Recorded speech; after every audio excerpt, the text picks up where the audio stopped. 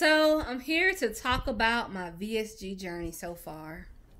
I've been playing around with what I can and can't eat, just trying to understand what foods work with me before I start going grocery shopping. So yeah, I've hit a few drive-throughs or a few local restaurants because I've always been a person who shops weekly, and I don't like to have stuff just in my refrigerator or my freezer going bad.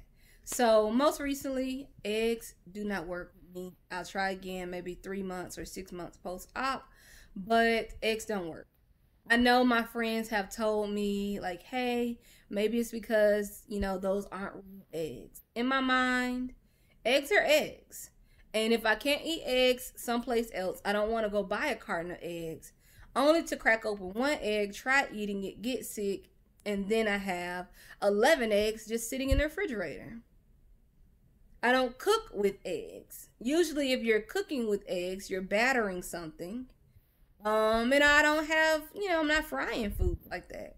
I hardly ever fry food. Do I want to buy an air fryer in the future? Yeah, but I don't have one right now. So, for me, buying eggs would be a waste of money. And I don't have people like my friends around to be like, hey girl, I got some eggs. Come over here and get them. No one lives local to me. And so I just found out that shrimp doesn't work for me. I went to a local Mexican spot, ordered a shrimp salad, and no, I'm still feeling sick. I had it yesterday. The difficulty with that one was my mom told me that it doesn't mean that, I can't handle shrimp. It could be that that particular restaurant didn't get rid of their seafood when they were closed. So if they're just using food that they already had pre-COVID when everybody had to shut down, could be leaning more towards food poisoning side. So right now, I'm okay with no shrimp. I've comfortably had fish, but not gonna do shrimp.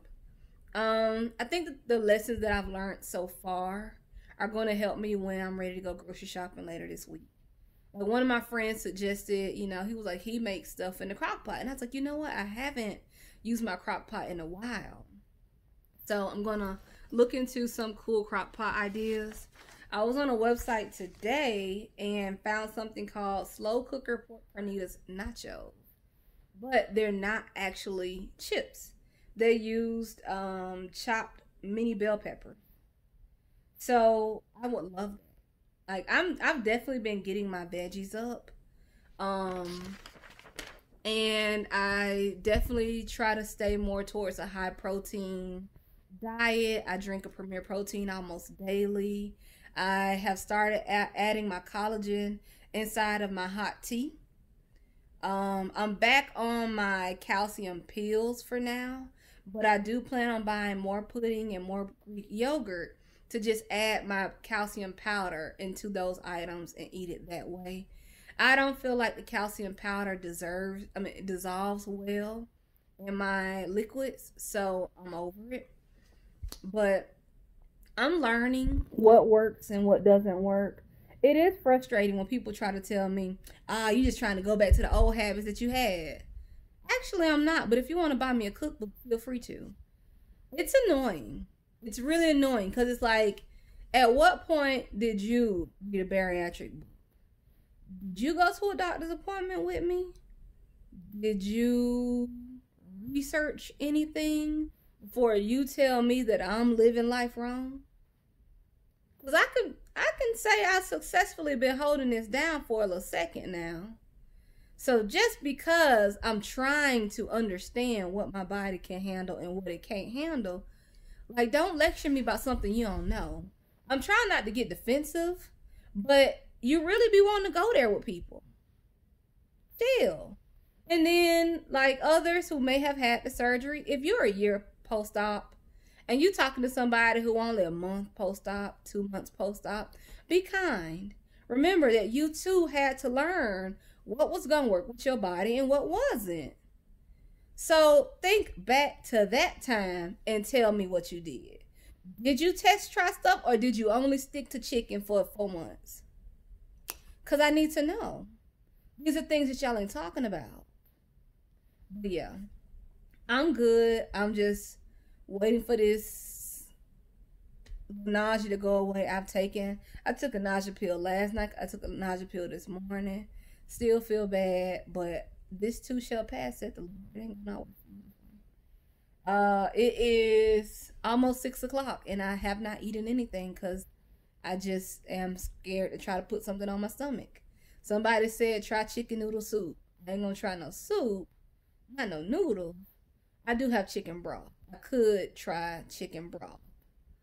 But I just don't know. Don't know. I should have went to Chipotle for that salad like I was gonna do. What did I say? Oh, I'm gonna just go to the local spot by my house. No. Sometimes play it safe. I know Chipotle ingredients fresh. I get to watch them make my food. Like I should have played it safe and hit that Chipotle. But I learned a valuable lesson today. But pretty soon people ain't got to keep hearing me. Oh, I went this place, I went this place. I'll start making stuff at home. I just don't want to make a lot of stuff at home and then it be in my refrigerator for a long time. I eat such small portions now that when the past I could buy a bag of chicken and eat that bag of chicken in like a week and a half, it ain't gonna be that fast now. One bag of chicken will likely last me 2 weeks because I'm gonna cut each chicken breast down the middle. And one chicken breast is now two separate meals. But also keep in mind that the dietitian said chicken breasts dry out when you cook them. So she told me, oh, I got the hiccups. She told me to stay more towards chicken strips and stuff like that. So I'm learning and I'm very happy with my progress. I'll hit Wonderland sooner or later. I believe by the end of this week, but we'll see. I ain't gonna press myself. I just want to continue losing the weight naturally and comfortably, not trying to do no dramatic stuff. And pretty soon, I'm gonna go grocery shopping and start cooking at home, and I'll feel more comfortable knowing it. These are the things that I can eat. This is how long stuff lasts in my house. I just don't want nothing to